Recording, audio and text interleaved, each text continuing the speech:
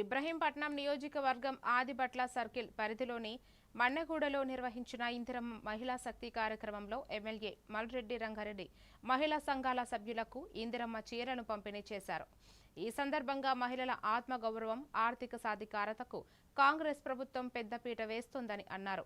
ప్రతి అర్హ మహిళలకు సంక్షేమ పథకాలు అందేలా చర్యలు తీసుకుంటున్నామని, మహిళా సంఘాలను మరింత బలోపేతం చేసి స్వయం ఉపాధి అవకాశాలను పెంచుతామని తెలిపారు.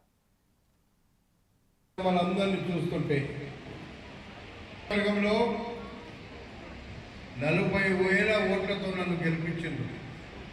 ఎవరు డబ్బులు ఇచ్చినా ఎవరు ఇవ్వకపోతున్నామంటే చినిగిపోయే చీరలు కావాలి. మీరే చూడండి, ఒక మహిళా మంత్రిగా ఉన్న సీతక్క చెప్పినాం, మేమే కూర్చున్నాం. మన రాష్ట్రానికి పాలపిట్ట రంగు పాలపిట్ట, ఆ రంగు ఇవ్వాలని నిర్ణయం చేసినటువంటి కార్యక్రమంలో కూడా నేనున్నా. వాళ్ళు కూడా ఆనందంగా ఉంటారు. ఏదో ఈ చీర ఇచ్చినంత మాత్రాన మీకు ఒరిగేది ఏం లేదు.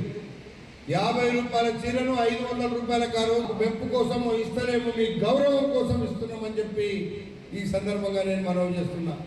ఇవన్నీ ఇవ్వలేని చేతగానులు పేపర్ల ముంగరు వచ్చి, టీవీల ముంగరు వచ్చి లంగ లెక్కలు మాట్లాడుతున్నారు.